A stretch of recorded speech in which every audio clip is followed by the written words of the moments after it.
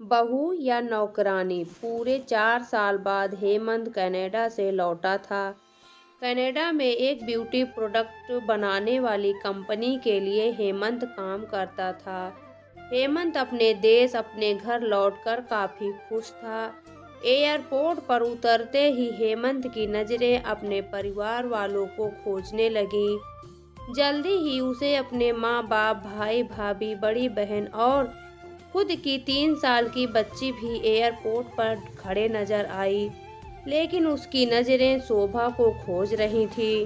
वो सोचने लगा, ये शोभा मुझसे मिलने क्यों नहीं आई, और ऊपर से उसने हमारी छोटी सी बच्ची को भी यहाँ भेज दिया। अश्वनी एयरपोर्ट पर सबसे हंसी खुशी मिला।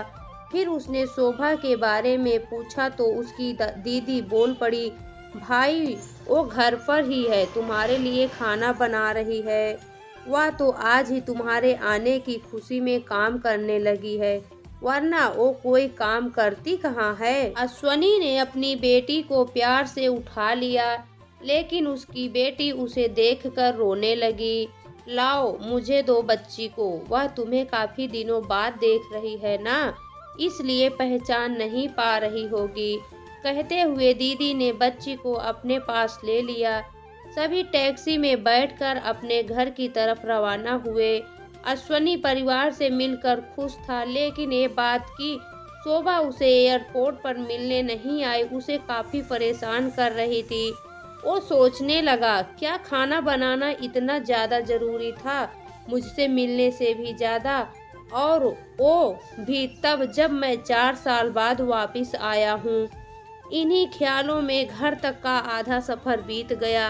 अब उसकी बच्ची उसे देखकर रो नहीं रही थी, इसलिए अश्वनी उसके साथ खेलने लगा। बाकी का आधा रात खत्म हुआ। सब घर पहुंच गए। गाड़ी की आवाज़ सुनकर शोभा बालकनी में आकर खड़ी हो गई और अश्वनी की तरफ देखने लगी। अश्वनी भी जैसे ही गाड़ी से उतरा, उसने पहले दरवाजे की तरफ और बाद में बालकनी की तरफ नजरें घुमाई, जैसे वह शोभा को ही देखना चाहता हो। अश्वनी से नजरें मिलते ही शोभा के चेहरे पर मुस्कान झलक पड़ी। अश्वनी भी उसे देखकर हल्के से मुस्कुरा दिया। सभी घर के अंदर गए। शोभा सबके लिए पानी लेकर आई और सभी को पानी देने के बाद फिर से किचन में चली गई चाय बनाने के लिए। थोड़ी देर तक सभी परिवार वालों से बातें करने के बाद अश्वनी शोभा को बुलाने लगा। माँ ने उसे बीच में टोकते हुए कहा, रहने दो उसे, किचन में थोड़ा काम कर लेने दो, बाद में अपने आप आ जाएगी। तुम बैठो यहाँ पर मेरे पास, वैसे भी कहाँ ज़्यादा काम करती है वह। अश्वनी यही बात दूसरी बार शोभा के बारे में सुन रहा था।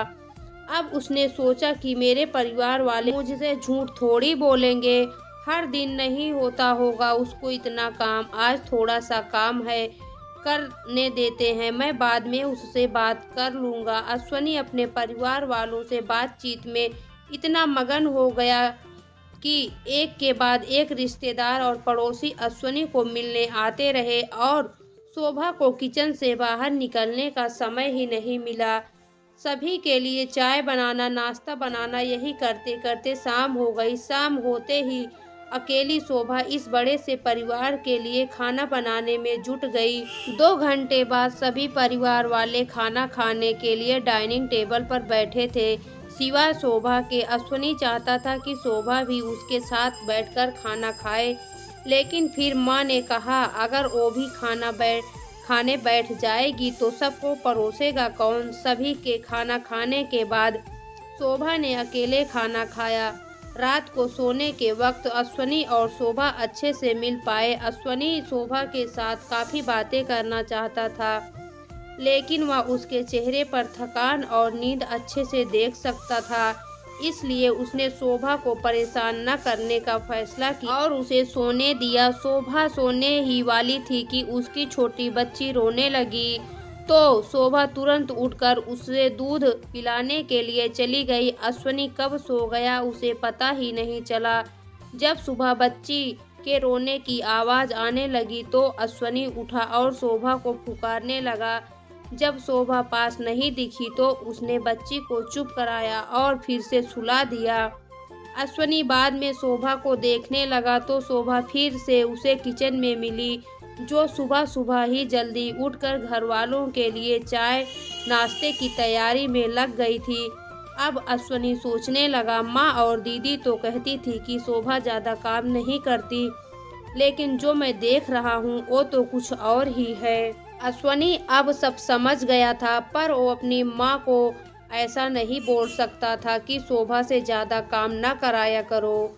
इसलिए अब उसने खुद ही शोभा की मदद करना शुरू कर दिया था। अश्वनी के हाथ बटाने से शोभा को थोड़ा अच्छा लगने लगा था। पहले जहाँ उसका चेहरा थकान से उतरा रहता था, अब उस पर थोड़ी थोड़ी चमक आने लगी थी। अश्वनी ने कुछ दिनों में ही ये महसूस कर लिया था कि शोभा अब वो शोभा नहीं रही थी जिसे अश्वनी शादी करके लाया था। वो तो कोई और ही थी, जो तोते की तरह बोलती थी, और ये शोभा तो बिल्कुल चुप है, गुमसुम है। ऐसा लगता है जैसे किसी के दबाव में हो, किसी डर की वजह से सहमी हुई हो। अश्वनी शोभा को उसके काम में और ज़्यादा मदद करने लगा। अश्वनी को ऐसा व्यवहार अब घर वालों को खटकने लगा। घर के सभी बड़ों और उसकी दीदी ने मिलकर अश्वनी को समझाया, तुम अपनी बीवी की मदद करते हो, उससे हमें कोई ऐतराज़ नहीं है, लेकिन तुम्हें भी एक हद तक ही ऐसा करना चाहिए।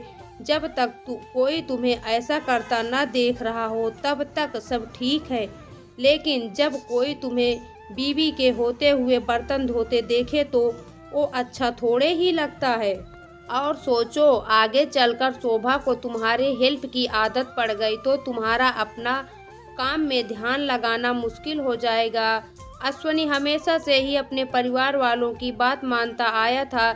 जिस तरह से सब ने अश्वनी को समझाया था, अश्वनी भी उनकी बातों में आ गया। अब अश्वनी शोभा की मदद करने से कतराता था।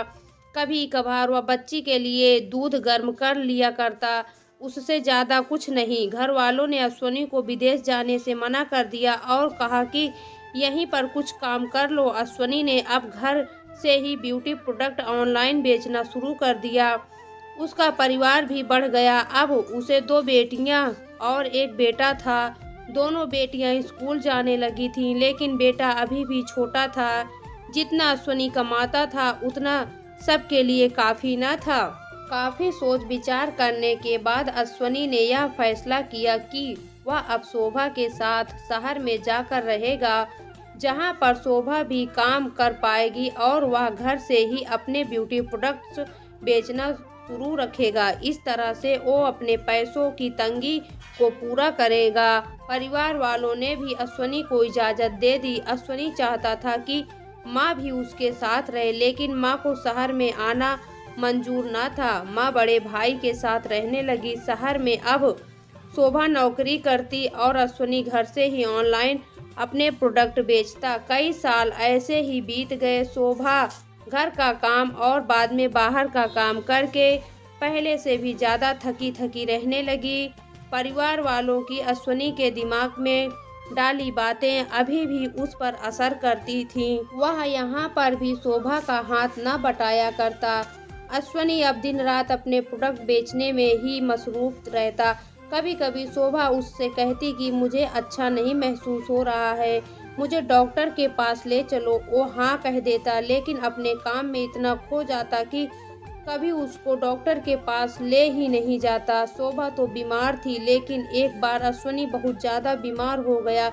इतना बीमार हो गया कि उसे अस्पताल में भर्ती करवाना पड़ा। अस्पताल में अश्वनी के पास सिर्फ शोभा थी और कोई नहीं। इतना बीमार होने के बाद भी उसके परिवार वाले सिर्फ उससे मिलकर वापस अपने घर चले गए थे। उसका सहारा बनने के लिए, उसकी तकलीफ बांटने के लिए कोई भी उसके साथ नहीं था। बिस्तर पर पड़े और शारीरिक तकलीफ से गुजर रहे अश्वनी को अपनों का ऐसा व्यवहार बहुत तकलीफ दे रहा था। फिर वह सोचता कि उसने भी तो शोभा के साथ जिंदगी भर यही किया है। क्या वो शोभा का जीवन साथी सिर्फ नाम का है? जब साथ देने की बारी आती थी तो उसने दूसरों के बहकावे में आकर उससे किनारा कर लिया था। यहाँ तक कि शोभा के खुद अपने मुंह से कहने के बाद भी उसकी तकलीफ को वो नज़रअंदाज करता आया था। अश्विनी को अब अपना दर्द शोभा के दर्द के आगे मामूली सा लगने लगा। उसके दर्द को न बांटकर उसने बहुत बड़ा गुनाह किया हो, ऐसा उसे लगने लगा। पश्चाताप के आंसू अश्विनी की आंखों में बहने लगे। उसने अपनी सारी गलतियां और गुनाहों के लिए शोभा से माफ़ी मांगी। दोस्तों, जीवन साथी का मतलब होता है जीवन के हर उतार चढ़ाव में, जीवन के हर मोड़ में जो साथ दे। साथ होने और साथ देने में उतना ही फर्क होता है जितना सिर्फ वादा करने में और सचमुच वादा निभाने में होता है। दोस्तों, अगर यह कहानी आपको पसंद आई हो तो वीडियो को लाइक शेयर ज़रूर करें और चैनल पे नए आए हो तो चैनल को सब्सक्राइब करें और बेल आइकन को ऑल पे सेट करना ना भूलें।